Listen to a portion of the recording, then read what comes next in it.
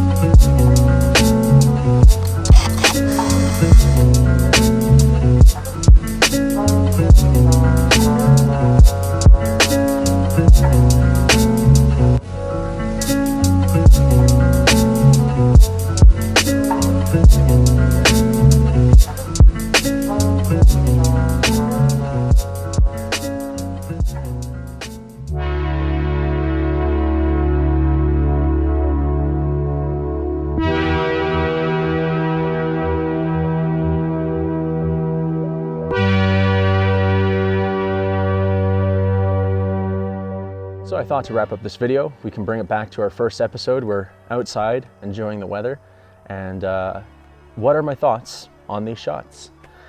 This Canon Sure Shot, the WP1, has really impressed and surprised me, and I feel like I say that every episode, but this time I genuinely mean it. I didn't really have a lot of expectations, and I didn't know if it was going to be cheesy, kind of like a disposable camera. You know, it's just, hey, this is waterproof, and you know, it's just a cool feature, but it's not the greatest. But this lens and this camera is here to do business. The 3.5 lens on this is really sharp. It's a really great lens. It's similar, it reminds me of the Canon Sure Shot Owl that we just previously shot in the last episode.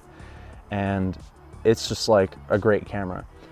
This camera specifically would be a really nice piece for a collection. The colors just pop out. It's a great design, great colors. I love how bright and summery it feels. And this is also a camera to consider to be your only point and shoot camera.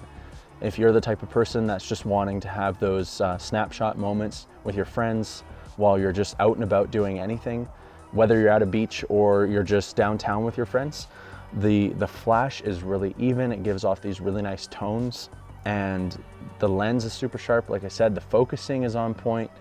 Everything about this camera is really enjoyable, and especially if that's the kind of photography you're wanting to get into, I highly recommend this camera. The other side of it too is that this camera in itself can be very inexpensive depending on where you get it from.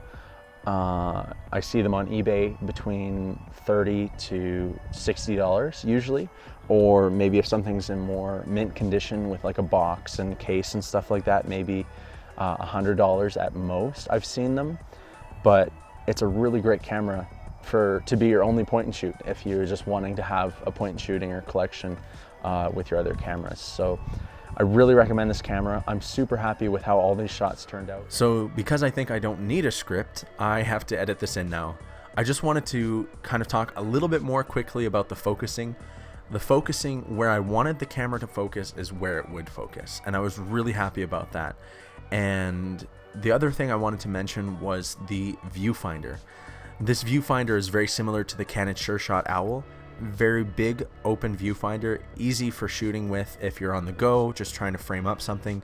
Really like the viewfinder. As well as, if you're wondering, does this camera float?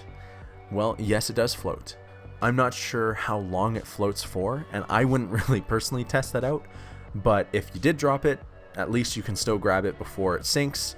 And I still recommend a camera strap or a neck strap like mine has, but it does float.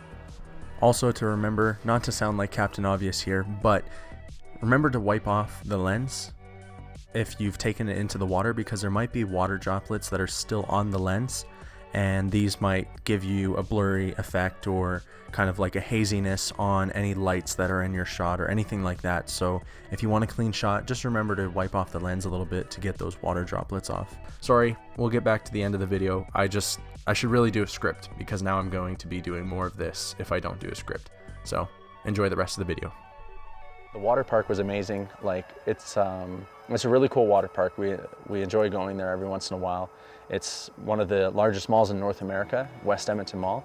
And so the water park has this great architecture for taking photos, and the colors of the slides really came out, like all the greens and the purples and the pinks of all the different slides really added to this really nice, or like this really cool vibe. I really enjoyed all the stuff that came out. So if anybody's wondering, all these photos were taken on a Kodak Gold 200 film. So that was the film that I put through this camera. The other thing was too, you might be wondering, well, it didn't seem like there was like 24 shots. And you're right, because I made the mistake of, when I first loaded it up before I went to the water park, it sounded like it didn't catch. And so panicking, I opened it up in the dark and felt around, and it loaded, but I didn't think about it. When I close it again, it would start pulling the film through again. So I lost some of the shots, but that's okay. I had enough to show you guys that this camera is working, and that it's a really good camera to invest in if it's something that you like the look of and it's something that you think you can use for your everyday film shooting. Then great camera. So if this is all you came here for, I'd say goodbye to you now if this is all you're going to stick around for, because I just want to take a couple minutes to talk about the channel. And I have a little checklist here. So the first thing is I want to continue to make content for you guys that's sustainable, something that I can do, at least once a month. I want to bring something out, first content. And if a second video pops out in a month, then that's just perfect. So I've decided, because a couple of my friends have told me to do it, because we've gotten a lot of traction on the channel with only a year. The channel, our first video was on August 31st, and within a year we've reached 80 subscribers already, and one of our videos must have hit the recommendation part of YouTube and blew up. So I've been really happy about that, because I really enjoy making this content. It's hard to sustain, to maintain a steady flow of videos. It can be kind of tricky. So some of my friends have mentioned that I should start up a Patreon. So that's what I've done. The Patreon link will be in the description. There's different tiers, different things that I'm just trying to figure out, because I'm new to all this stuff. There's going to be Discord, and our goal is 10 Patreons. We're going to start a live stream every month on YouTube, and maybe Twitch will start a live stream as well, wherever works for everybody. And so I really want to make these goals to take this more seriously, so that I can make better content for you guys that's more consistent and something that we can all share in, because I feel like with the amount of comments and support that I've gotten from the videos, we really have something that's fun. And I don't want it to sound cheesy and say like it's unique and it's special and all this stuff, but it really feels that way. It feels like we have something that we can all share in. We have our serious channels like Matt Day and William Verbeck and Analog Talk and Negative Feedback and all these wonderful channels. But oftentimes I feel like they do some of this, but oftentimes I feel like they're always talking about the high-end stuff of film, like large format cameras that cost thousands of dollars and stuff like that. And that in itself is great content, but I feel like where I excel for my content is giving you guys point and shoot cameras and SLRs and thrifting and the adventure of starting off in film photography. So I want to bring more of that content to you guys and keep the channel going. And even in the future, bring out films and cameras that might be a little bit more expensive, something that you might be considering as a review, just to review it and my thoughts on it. Because I really enjoy making this content for you guys. It's been a lot of fun the past year, and the support's been amazing. So I can't thank you guys enough, but I just want to throw that out there. Patreon has been started, and there's a couple tiers I'm working on. Like I said, I'm new to everything, so I'm not going to be perfect at the beginning, but I thought it would be something that we can all enjoy. So yeah, thanks for watching this episode of Analog Adventures. We'll see you in the next episode.